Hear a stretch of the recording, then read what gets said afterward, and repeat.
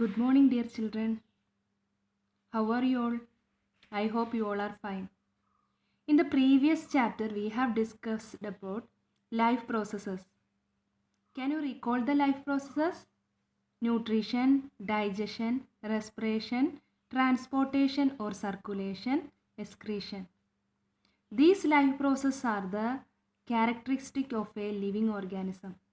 Today we are going to discuss about the another character of a living organism in the chapter control and coordination. Can you guess which is the next character? Movement. Movement is the another character of a living organism. Can you guess the reason behind this movement?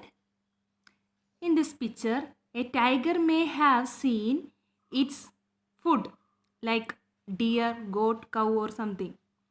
To catch its food, to catch its prey, it may be running behind it. So tiger may have seen a deer to fulfill his hunger. So there are some reasons behind the movement. To fulfill their requirement, to protect themselves from predators. For example, a mouse is running away from the cat. Or a cat may be running because it has seen a mouse. So here the reason for the movement to protect themselves from the predator. Here the predator, who is the predator? Cat is the predator. So who is the prey? Mouse. So here mouse is trying to escape from the predator. The next reason can be to please themselves. The reason for the movement to please themselves. For example, a child playing on swing, or children are dancing, or boys are playing football. So here also some movements are there. That movement is to fulfill their pleasure. So these are the reasons for movement.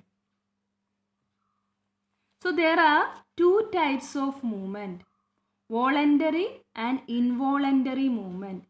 Can you identify the difference between voluntary and involuntary movement by looking the examples? Voluntary movements, the examples are walking, playing, dancing, talking, etc. Involuntary movements, see here spelling is mistaken, movements. Involuntary movements. Involuntary movements, the examples are heartbeat, respiration, vomiting, etc. So, walking and heartbeat, which one you can control? Can you control your heartbeat? No, it is impossible. Walking you can control. You are thinking, yes, I no need to walk now. So, you cannot walk. So, that is under your control. Voluntary movements are the movements which you can control.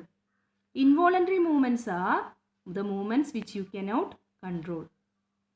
Next, the new term for you is receptors. The receptors are a group of specialized cells which can detect the changes in the environment, which is called stimuli.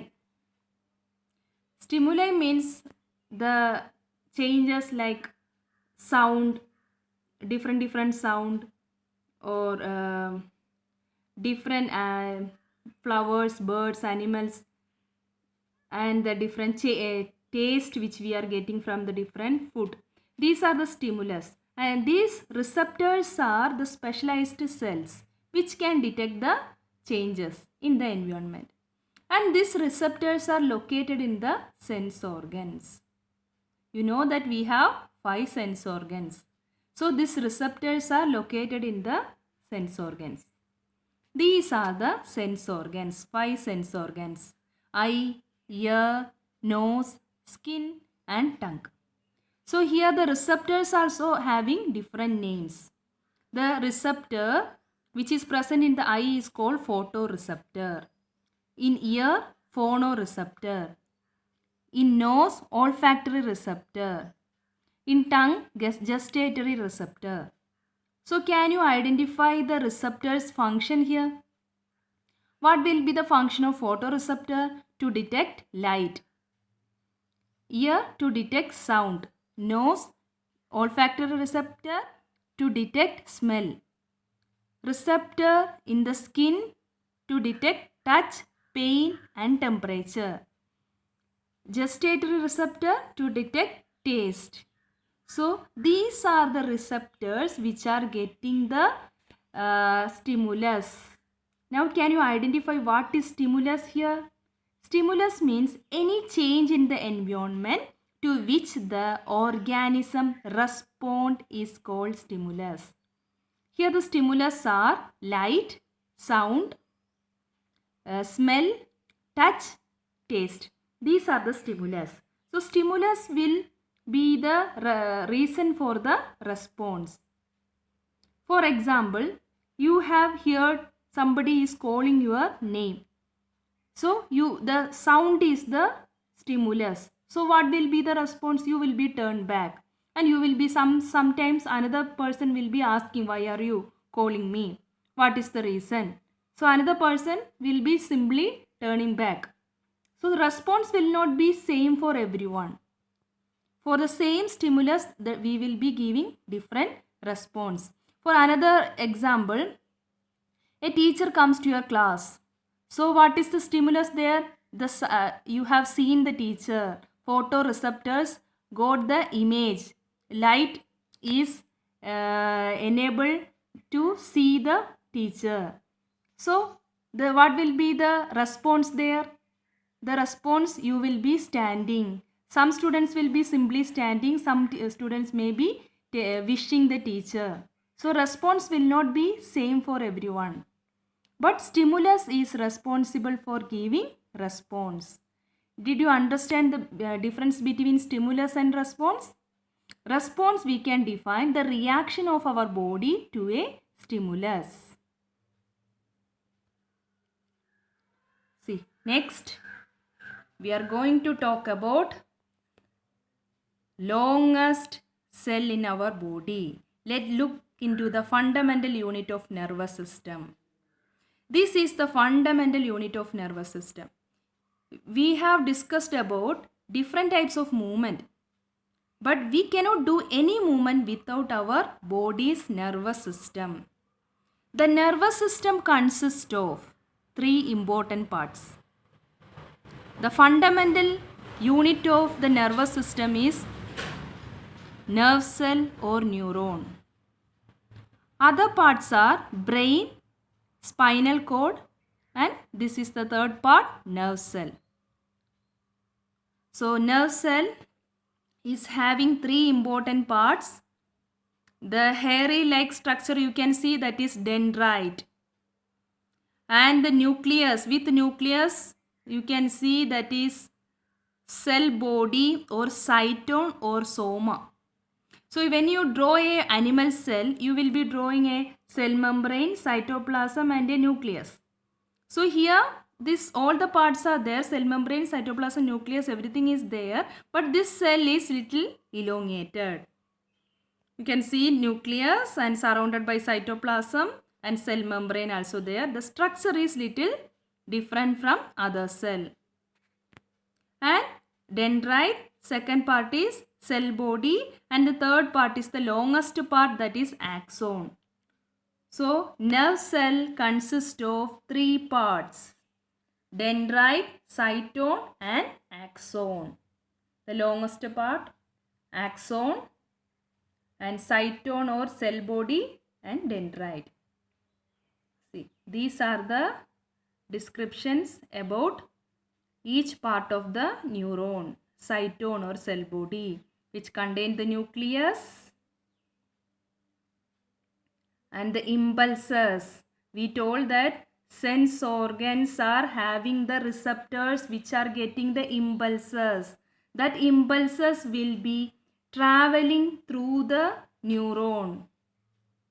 Okay, nervous system gets the information through the impulses from our sense organs and acts through our muscle. That information is traveling through the neuron. When it is traveling, it will be in the form of, the stimulus is in the form of impulse. And that impulse will be changing into chemical or electrical signals that we will be discussing later. The next part is dendrite. The hair-like process is dendrite, which is getting the information. Dendrite, first part of the neuron. Axon, long part of the neuron. This is the next term, synapse. Synapse is the junction between two neurons. In the first picture, you cannot identify a gap there. There is a slight gap. In the second picture, you can see the gap.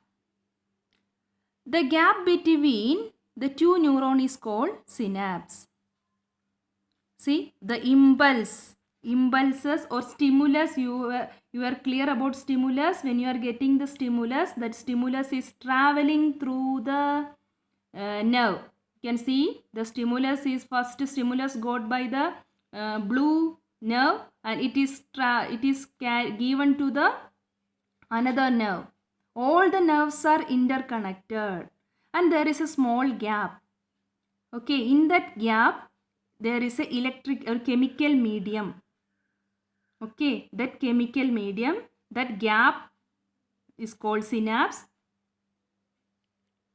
Next is neuromuscular junction. Neuromuscular junction is the place where nerve cells are connected with the muscle cell. You know that according to the stimulus we are giving the response.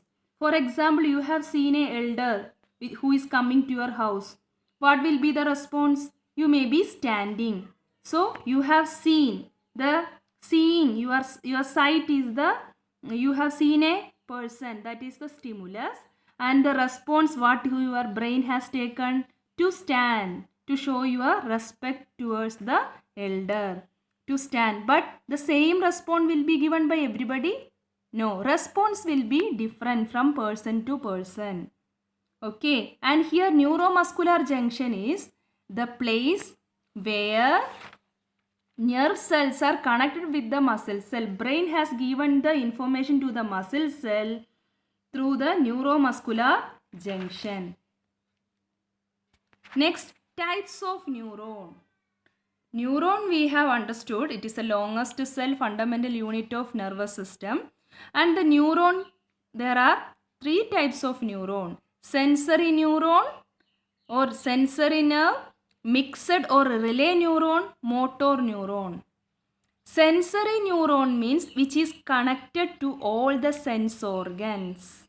We have 5 sense organs. These sensory neurons are connected with the sense organs. So when you are getting an impulse, you have seen, you touch a hot object, you got a smell, you have tasted your favorite food. Okay, so these are the stimulus. The stimulus is carried by the sensory nerve cell. So sensory nerve cell will be getting the impulses first. And that sensory nerve cell will be giving the impulse to the mixed or relay neuron. This location of mixed and relay neuron is two place. It is present in brain or spinal cord. If the mixed relay is present in the brain, means brain with your thinking, the voluntary actions what you are doing, the response are given by the mixed nerve from the brain. Relay neuron means the which actions you are doing without your thinking, that we are going to discuss in the next slide. So there are two locations for mixed or relay neuron. It can be in the spinal cord or it can be in the brain. If it is a voluntary movement or voluntary action, the mixed or relay neuron is in the brain. Brain will be thinking, brain will be taking a decision, and mixed neuron is connecting sensory and motor neuron, and mixed neuron will be passing the information to the motor neuron. There is another type of action, reflex action. We have studied two types of movement, voluntary and involuntary movement. Voluntary means the action which is under our control. Involuntary means which is not under our control. This is another type of involuntary movement. But this involuntary movement will be sudden, very fast, spontaneous movement. I will be giving an example. If you have touched a hot plate, you touched a hot object, and what will be your response? Withdrawal of our hand. You will be taking your hand very fast. Are you thinking, yes, you need to take the hand because you have touched the hot object? No. That action will be very fast. Suddenly one snake comes to the class. Suddenly one snake comes to your house. What will be your response? You have seen the stimulus you got. The response will be very fast. You will be jumping here and there. You may be trying to escape from the room. So that is called reflex action. Reflex action is a sudden involuntary action. Sudden involuntary action. So here the sensory, you have seen a animal. So I have given the second example that you have seen a snake which is coming to a house and suddenly you are responding. The seeing a snake is the stimulus here, and the response taken by the spinal cord, not your brain. That's why after the response only you will be realizing what has happened. So in the reflex action, there is no role for brain. The mixed or relay neuron will be present in the spinal cord, which is giving the information to the muscle cell. So it is involuntary response, sudden involuntary response. And here this is reflex arc. Reflex arc means the pathway followed by sensory and motor nerve during a reflex action. Okay, that is called reflex arc.